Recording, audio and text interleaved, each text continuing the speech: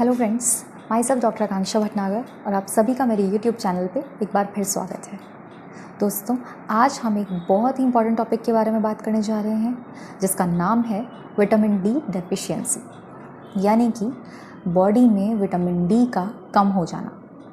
तो चलिए आज मैं आपको बताती हूँ विटामिन डी डेफिशिएंसी के कारण, इसके लक्षण और इसकी बहुत ही अच्छी दवाएं और साथ साथ में एडवाइस कि आपको क्या करना चाहिए, अपने डाइट में क्या चेंजेस करने चाहिए जिससे विटामिन डी डेफिशिएंसी ख़त्म हो सके आपके लिए। तो चलिए शुरू करते हैं। फ्रेंड्स, विटामिन डी डेफिशिएंसी एक बहुत ही आम समस्या हो गई है। जनरली किस कारण की वजह से? क्योंकि आपको पता ही होगा कि विटामिन डी है जो सन है उसका सबसे इम्पॉर्टेंट सोर्स है। अब सनलाइट, आप इनएडिक्वेट सनलाइट की वजह से, यानी कि आप अपनी जो दिनचर्या है वो आपकी सीडेंट्री लाइफ स्टाइल की वजह से आपका जनरली इंडोर ही रहना होता है, बाहर नहीं जा पाते हैं। तो क्या होता है कि सनलाइट प्रॉपर नहीं मिल पाती। जब प्रॉपर सनलाइट नहीं मिल पाती है तो विटामिन डी का जो लेवल है वो आपकी बॉडी में कम हो जाता है। दूसरा कारण क्या हो सकता है कि आपकी बॉडी, आप जो खाना खाते हैं, आप जो डाइट खाते हैं उसमें विटामिन डी पर्याप्त मात्रा में आपको नहीं मिल रहा है। तीसरा कारण क्या हो सकता है कि आपको कोई ऐसा माल एब्जॉर्प्शन डिसऑर्डर है, यानी कि जिसकी वजह से विटामिन डी वो आप अपनी डाइट से एब्जॉर्ब नहीं कर पाती आपकी बॉडी। ये कारण हो सकता है।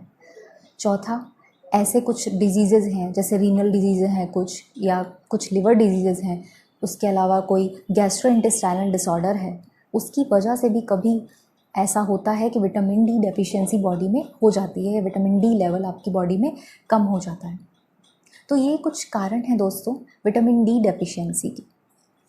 तो सबसे मुख्य कारण आपको पता ही है कि इनएडिक्वेट सनलाइट, यानी कि पर्याप्त मात्रा में सन एक्सपोजर नहीं होना।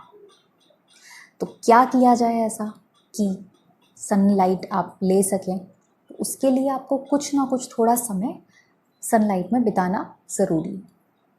जैसा मैं आपको बताती हूँ कि मॉर्निंग की जो सन रेज़ होती हैं 8 से लेकर 10 बजे तक की, और इवनिंग में 4 बजे के बाद वाली जो सन रेज़ होती हैं वो कंपैरेटिवली थोड़ी कम हार्श होती हैं।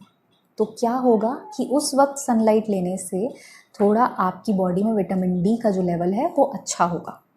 तो ये आप कर सकते हैं।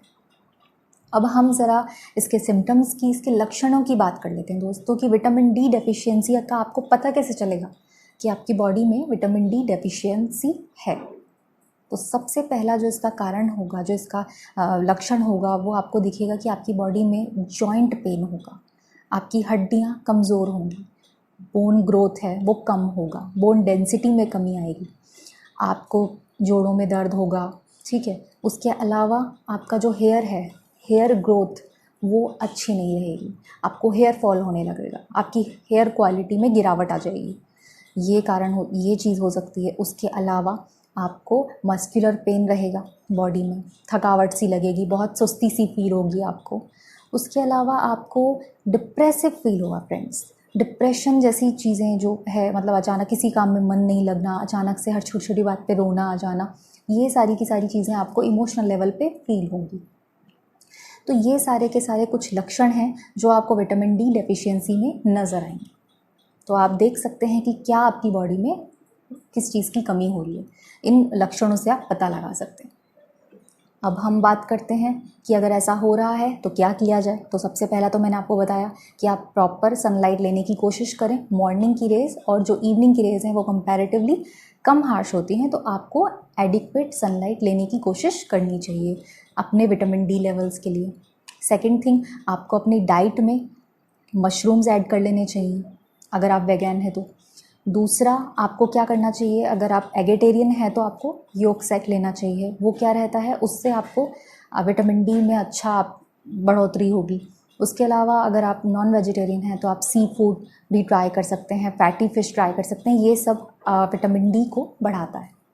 अब हम सप्लीमेंट्स की बात कर लेते हैं कि अगर आपकी बॉडी में कम है विटामिन डी, आपको पता चल गया है, तो कैल्सिलोल सैशेट करके एक छोटा पाउडर आता है, वो आप ले सकते हैं विटामिन डी के लिए।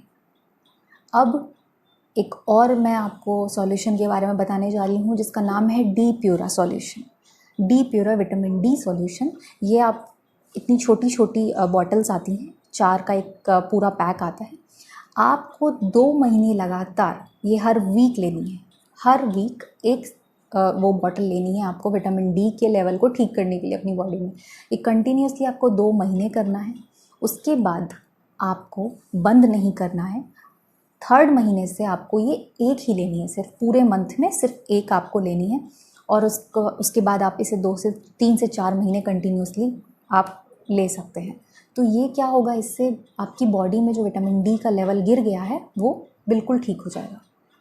तो इस तरीके से आप अपने विटामिन डी का सबसे पहले पता करें, हेल्थ चेकअप कराएं, कैसा है क्या है, अगर इन लक्षणों में से कुछ भी आपको फील हो रहा है तो। और उसके बाद आप ये उपाय कर सकते हैं। आप विटामिन डी के लिए आप जो भी मैंने चीज़ें बताई कि आपको क्या अपनी डाइट में शामिल करना है, तो ये आप कर सकते हैं। एक और चीज़ मैं आपको बताना चाहूँगी, विटामिन डी और कैल्शियम का रिलेशन। इससे पहले जो मैंने एक वीडियो डाली है जिसमें मैंने कैल्शियम डेफिशिएंसी के बारे में बताया है।